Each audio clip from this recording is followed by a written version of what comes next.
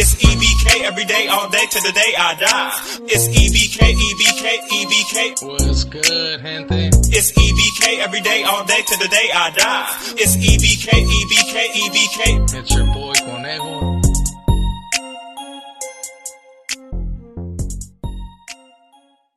What's good, gente? It's your boy Conejo, and as you guys can see on the thumbnail and on the title, man, I'm gonna be speaking on a situation that ended up happening while I was in prison. And even though you guys see right there, green lighters and how they try to establish, right? Even though there's been good spots where I was cool with the green lighters, there's been other spots where we kind of had to keep an eye on them, you know. And you ask yourself, what is a green lighter? I have made videos before on the green lighters, and pretty much how there was two different kinds of green lighters, but now I believe it's only one. And before it used to be neighborhoods, usually from like LA and the down south area, where the MA used to green light in the sense that they were no good and pretty much they were to get got. And yeah, man, you guys gotta get the idea. So they happen to go to yards where riders, 2-fibers, and 50-50s and all these other yards, or whatever you want to call them, right? They happen to land, and in this particular yard that I'm speaking on, they happen to become more of a different type of a green lighter, right? Like I said before, man, where they were trying to push more like a prison gang. And they ended up recruiting, like I said, man, they ended up recruiting. So I'm going to be speaking on that, and I'm going to let you guys know what happened, and hope you guys like the video. So before I get started, man, make sure to hit them likes, subscribe, hit that follow, hit that notification bell. And when you do hit that notification bell, make sure you hit all so you don't miss out on no videos, and you guys already be knowing, man. So let's get started. So when I got to this facility, this was towards the end of my term already, right? So I already had experienced some green lighters. And like I said, man, they happen to be people that we happen to be cool with. Because a lot of the times the green lighters like to associate and kick it with nothing but people that are somewhat still affiliated with some type of movement or something, right? Because they know that their paperwork's either going to be clean, it's going to be able to check out, and it's going to be able to be able to post with someone, right, that he can somewhat trust compared to some of the other people that will more than likely be on those yards that would be considered to be no good.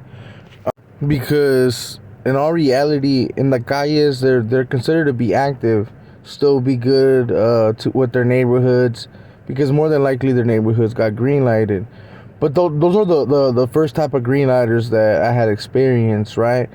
So when I happened to get to this new facility, they were the third biggest group. I can say that they were the third biggest group of there was the riders, then the 2-fibers, and then from them it was the green lighters. And it happened to be the third biggest group, and it was all right. I mean, there was no tension with them or nothing, but with time, we ended up embracing a green lighter, someone that was cool with one of the homies that does tap into the channel, man. So it kind of brought a little bit of tension, especially in my building. My building happened to have most of the green lighters. And some of them, well, the one that was actually trying to politic the most was some old OG, man, that was from Maravilla. He was from Maravilla, and he would try to push up, like, man, what the hell, like, well, we pretty much recruited someone, but technically we used the whole, well, it's not that we explained to them, like, well, technically you guys are green lighters, saying pretty much in the sense that you still rock your hood and all that. Like, we explained it to them. And that's when I started noticing that there was a change, you know, that they were rocking green light and even getting the Louis Vuitton sign for Luz Verde. And it was a little bit more different now. It wasn't more like, oh, you're going to be rocking your hood. Just this is like a prison thing. So a lot of the compas started taking them a little bit more serious. Like, hey, man, this is a group that we kind of have to be aware of, you know, like. And at any moment, if they try to get too big, they can alliance with the 2-fibers and try to either get off on us or or just become a threat. You know what I'm saying? So it was something to be aware of, especially at that time.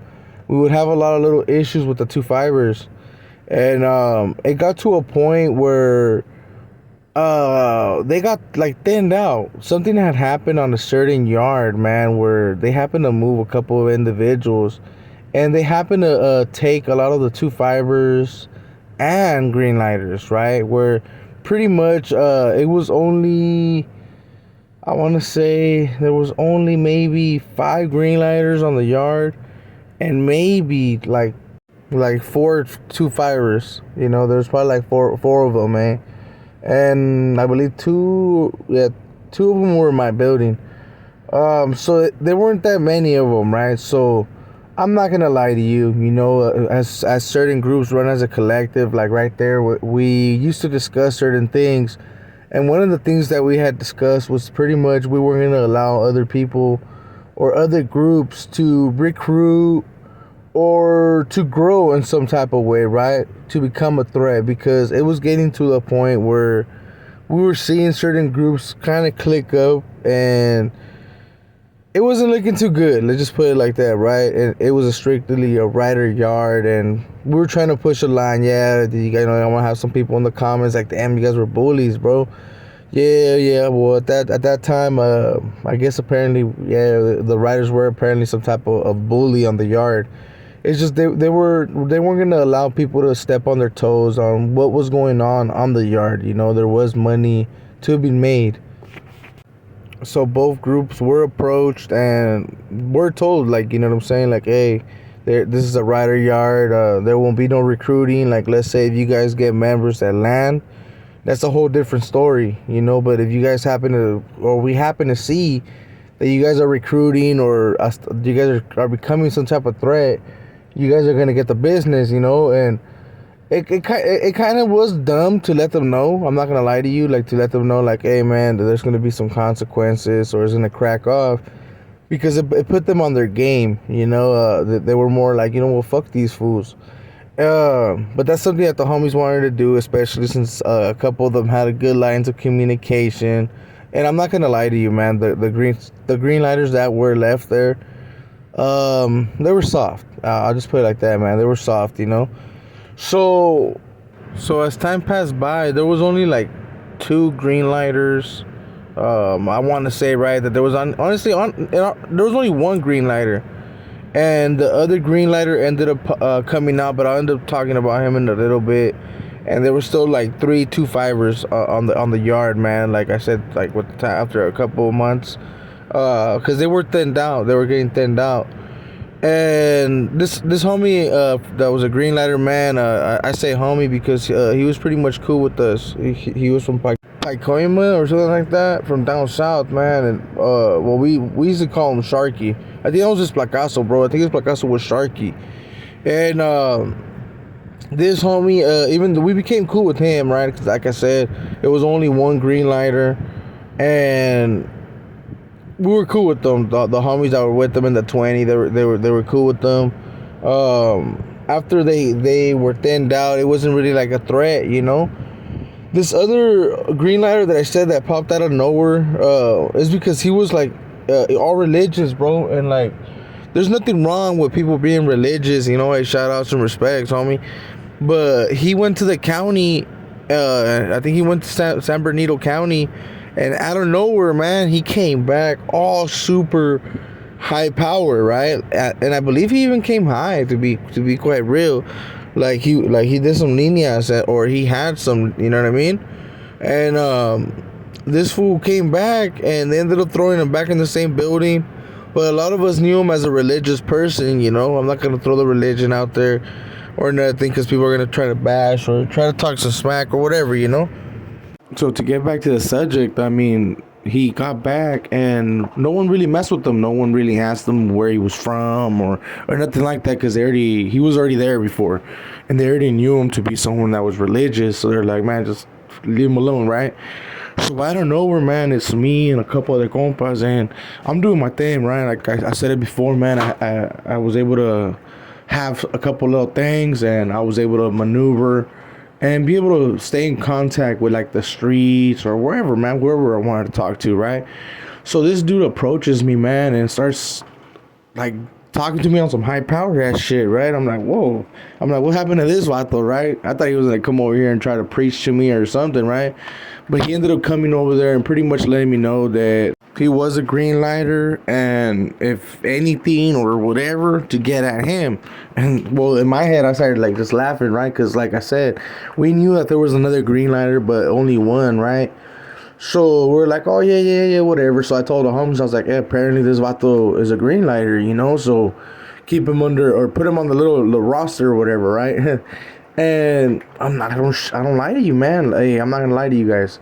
In the next week or so after that fool arrived, I don't know what scante he was on, but he was able to embrace, like, I want to say at least six people, right? Like, six people became green lighters out of nowhere. There was some dude from Stockton, that was a little chubby dude. I believe he was a blood. He used to run blood.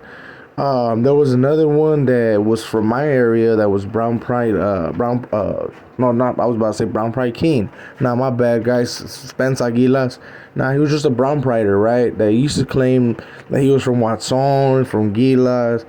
He was from all over the place, Salinas, from the whole 831. And this fool, even, I used to call him Leopard, you know what I mean? Because of his skin, he did have like some spots, you know? So this fool became a green lighter. Well, there was some other, I want to say like four more dudes from San Bernardino. I think they were from that San Bernardino County, and they ended up becoming green lighters. And this was out of the bloom, you know. So I don't know where we started seeing that like Sharky stopped kicking it, and this religion. Well, he was religious, you know, but like a little bit more aggressive towards the group, like telling them what to do. So we took them like, okay, as a group to be taken serious, you know, like, hey man, these dudes are trying to do some moves. So we had caught wind that apparently this dude was trying to come up and start victimizing people on the yarda. So we approached the green lighters and we pretty much let them know again, like, hey bro, first off, you guys were not supposed to embrace people. Half of the people that you guys did embrace and they're all of a sudden are green lighters, technically we're already here, you know what I'm saying? It's not like these fools just landed from the reception or from county or from wherever, right? These fools already here and shit, so you guys happen to pull them or embrace them, whatever you guys want to refer to it as, you know. And they lied. They were like, oh no, these dudes are already green lighters. They were just keeping it on the low. But come on, we already know the answer to that. So we just let it be, you know. The compas, they warn them like, look, man, we got you guys on the roster now. If we start seeing new people come, and they gave them the whole run around, right? Me, Looney, a couple of the other compas that were there, man. We're gonna smash, you know what I'm saying? Soldier. We're just like, you know what? We're just gonna get off on these fools, you know, save us the hassle and the headache. But like I said, there was a couple of people that did have a couple line communications where they were kind of cool with them. And as writers, they go by collective, you know, whatever the collective decides, and that's what happens. So they ended up giving these dudes a pass again. But they didn't last that long. Like I said, man, they ended up getting into it with the 2-5ers. They had an incident with one of the 2-5ers that was from 41st, and when he got off, he got off on that fool Sharky. So they jumped them, you know, they jumped the 2-5er because they were deeper. And after they had jumped that dude, the next day, two of the little youngsters that were cool with the 2-5er, man, they weren't even 2-5ers. They got off the next day. So that really thinned them out. And after that shit thinned them out, the compas came to a conclusion like, hey bro, we're not going to allow any other group to get big like that, you know, to a point where we're going to have to be checking them. And in all reality, it looks kind of stupid, you know. I did tell the compas like, hey, it looks kind of dumb to go approach people and tell them what to do, because like in all reality, all you're going to do is say yeah and get ready to smash or do what you got to do, you know. So that was something that I already had taken under consideration. But like I said, man, the riders do run as one in there, like as a group. So whatever they did decide, I had to rock with whatever, you know what I'm saying? Plus, there was a rider yard, so there was other groups, of course, that kicked it and had our back, and we had their backs at the same time. You know, when it came to this whole prison thing, like the full 60s. There was a group called Nuestra Lucha. There was another group called I call NUs, whatever the fuck. There was a couple different groups, man, as well as some white boys that used to rock with the compas right there, and we didn't really press up on them because, like I said, man, there were small groups that not a lot of people took under consideration as a threat or anything like that, right? Especially when they used to kick it and program with us, so we used to have a lot of liking and favoritism when it came to certain little groups. But with all being said, gente, that was a little story about a time where the green lighters tried to establish on the low. And even though there was a lot of mess ups when it came to this whole, like, trying to establish a yard or trying to take care of a yard, you know, and in my point of view, they should have just got off and made a name for themselves, you know, like, hey, you know what, these fools are here, they're putting in work. Even though they would have got moved out, they would have been able to establish in another yard a little bit more comfortable. And for the riders, man, being the ones running the yard, they should have just got off on them as well. But I remind you, at this time, we were funking with the IRs. There was a lot of tension, so one of the main things was to keep the IRs off the yard, you know, and pack them out as soon as they would land. And I will get into more of that. I know I didn't finish the full story on the whole IRs getting chased and packed out of that yard, because I didn't really want to speak on certain things, because there's certain yards where the riders and the independent riders are pretty cool with each other, so I don't want to put no tension when it comes to those stories, you know. But with that being said, gente, I'm gonna cut this video right here. It seemed like I went a little bit long, so I do apologize for that. You guys already been knowing I highly appreciate every single one of you guys that taps in. Make sure to hit them likes, subscribe, that follow, that notification bell in case we go live, so that you guys don't miss out on no content. And with all that being said, man, I highly appreciate everyone that supports the channel and that taps in. Make sure to drop your comments, let me know what you guys think and what you guys think about the video, man. So with all that being said, man, this is your boy Conejo, and we out.